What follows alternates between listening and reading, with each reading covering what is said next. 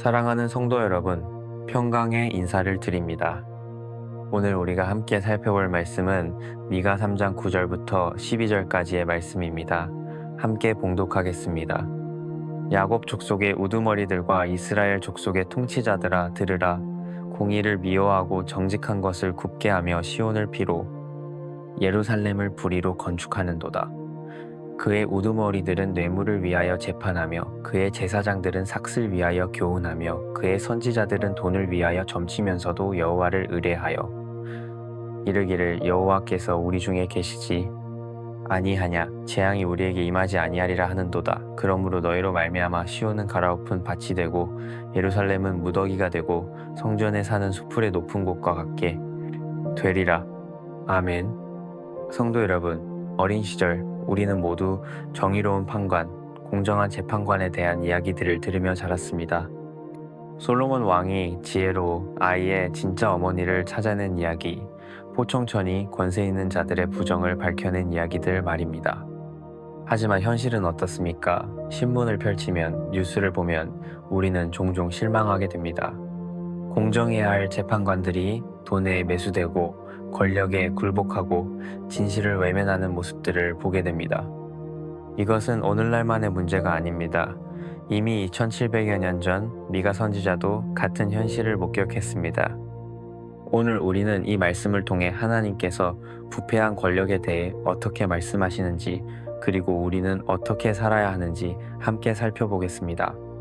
먼저 11절 말씀을 다시 보겠습니다. 그의 우두머리들은 뇌물을 위하여 재판하며, 여기서 뇌물을 위하여라는 말은 히브리어로 베쇼아드인데 이는 단순히 돈을 받는다는 의미를 넘어서 정의를 왜곡시키는 대가를 의미합니다. 성도 여러분, 재판관이 뇌물을 받는다는 것은 무엇을 의미합니까? 그것은 진실이 돈으로 바뀐다는 것입니다. 정의가 경매에 올라간다는 것입니다. 가장 많은 돈을 내는 자가 승리하는 법정, 그것이 바로 미가 선지자가 목격한 현실이었습니다. 신명기 16장 19절에서 하나님은 분명히 말씀하셨습니다. 너는 재판을 굽게 하지 말며 사람을 외모로 보지 말며 또 뇌물을 받지 말라. 뇌물은 지혜자의 눈을 어둡게 하고 의인의 말을 굽게 하느니라. 하지만 미가 당시의 재판관들은 이 명령을 정면으로 거역했습니다. 그들에게 재판은 더 이상 진실을 밝히는 자리가 아니었습니다. 그들에게 법정은 자신의 주머니를 채우는 장사터가 되었습니다. 성도 여러분, 혹시 우리도 이런 모습이 있지는 않습니까? 가정에서, 직장에서, 교회에서 공정한 판단을 내려야 할 때가 있습니다. 그런데 우리의 이해관계, 우리의 편의, 우리의 감정이 개입되어 공정한 판단을 흐리게 하지는 않습니까? 아이들 사이에 다툼이 생겼을 때 진실보다는 더 사랑하는 아이의 편을 들지는 않습니까? 직장에서 평가를 할 때 공정함보다는 개인적 호감이나 이익을 고려하지는 않습니까? 10절 말씀입니다. 시온을 피로 예루살렘을 불의로 건축하는도다.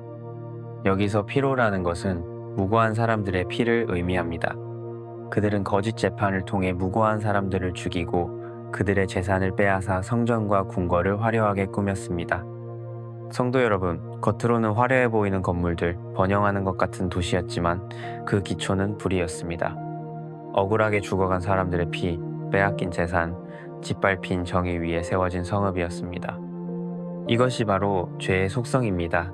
겉으로는 화려하고 성공해 보이지만 그 기초가 불의하면 결국 무너지게 되어 있습니다. 11절을 계속 보면 그의 제사장들은 삭슬 위하여 교훈하며 그의 선지자들은 돈을 위하여 점치면서 라고 되어 있습니다. 성도 여러분, 이것이 얼마나 심각한 상황인지 아십니까? 재판관들만 부패한 것이 아니라 제사장들과 선지자들마저 돈을 위해 하나님의 말씀을 팔고 있었습니다. 제사장들은 하나님의 뜻을 가르쳐야 할 사람들이었습니다.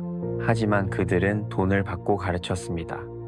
더 많은 돈을 내는 사람에게는 하나님이 복을 주실 것이다 라고 했고 돈이 없는 사람에게는 차가운 대접을 했습니다. 선지자들도 마찬가지였습니다. 하나님의 참된 말씀을 전해야 할 사람들이 돈을 위해 거짓된 예언을 했습니다. 권력자들이 듣고 싶어하는 말, 백성들이 좋아할 만한 말만 골라서 했습니다. 그러면서도 그들은 11절 끝에 보는 것처럼 여호와께서 우리 중에 계시지 아니하냐, 재앙이 우리에게 임하지 아니하리라고 했습니다. 성도 여러분, 이것이 얼마나 뻔뻔한 모습입니까? 불의를 저지르면서도 하나님의 이름을 팔고 부패해 있으면서도 하나님의 보호를 당연하게 여기고 있었습니다. 혹시 우리도 이런 모습이 있지는 않습니까? 월요일부터 토요일까지는 세상의 방식대로 살면서 주일에만 경건한 척 하지는 않습니까?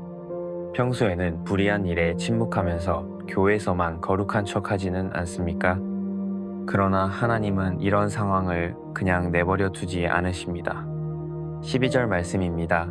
그러므로 너희로 말미암아 시온은 갈아엎은 밭이 되고 예루살렘은 무더기가 되고 성전에 사는 수풀의 높은 곳과 같게 되리라. 그러므로 라는 접속사를 주목하십시오. 이는 하나님의 심판이 우연이 아니라 필연임을 보여줍니다. 불의한 재판관들, 부패한 제사장들, 거짓된 선지자들로 말미암아 하나님의 심판이 임할 것이라는 말씀입니다. 성도 여러분, 하나님의 심판은 반드시 옵니다. 늦은 것 같아도 안 오는 것 같아도 반드시 옵니다. 베드로후서 3장 9절 말씀처럼 주의 약속은 어떤 이들이 더디다고 생각하는 것 같이 더딘 것이 아니라 오직 주께서는 너희를 대하여 오래 참으사 아무도 멸망하지 아니하고 다 회개하기에 이르기를 원하시느니라. 하나님은 오래 참으시지만 회개가 없으면 반드시 심판하십니다. 그렇다면 절망해야 할까요? 아닙니다. 우리에게는 소망이 있습니다. 바로 참된 재판장이신 하나님이 계시기 때문입니다. 시편 11편 7절 말씀입니다. 여호와는 공의로우시니 공의를 사랑하심이라 정직한 자는 그의 얼굴을 배우리로다. 하나님은 어떤 재판장이십니까?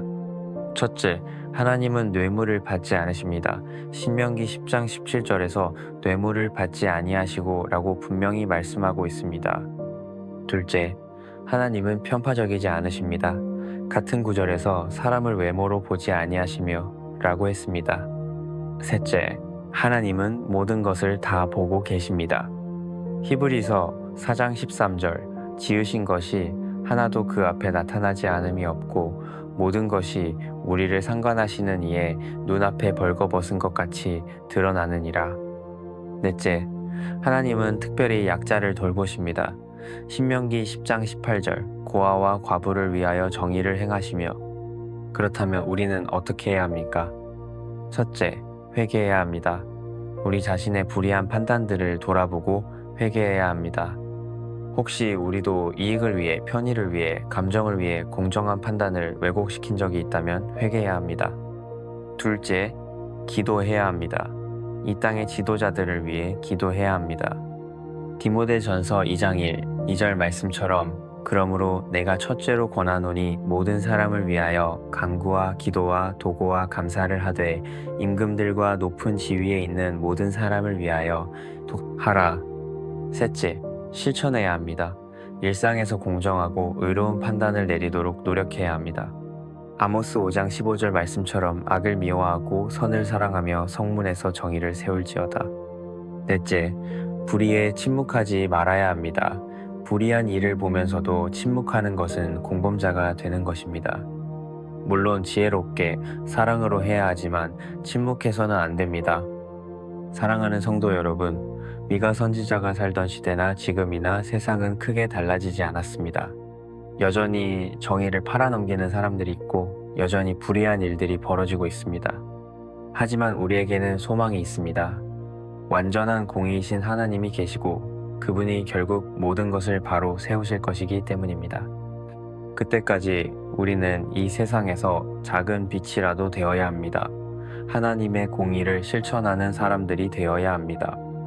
아모스 5장 24절 말씀으로 마무리하겠습니다. 오직 정의를 물같이 공의를 마르지 않는 강같이 흘릴지로다. 하나님의 정의가 우리를 통해, 우리 가정을 통해, 우리 교회를 통해 이 땅에 강물처럼 흘러가기를 간절히 소원합니다. 기도하겠습니다.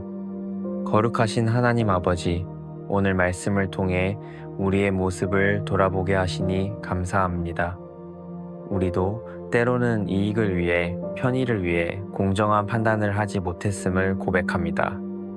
용서하여 주시옵소서. 우리로 하여금 주님의 공의를 따라 살게 하시고 이 땅에 하나님의 정의가 강물처럼 흘러가게 하여 주시옵소서. 이 나라의 지도자들과 재판관들이 하나님을 두려워하며 공정한 판단을 하도록 도와주시옵소서. 우리 주 예수 그리스도의 이름으로 기도합니다. 아멘.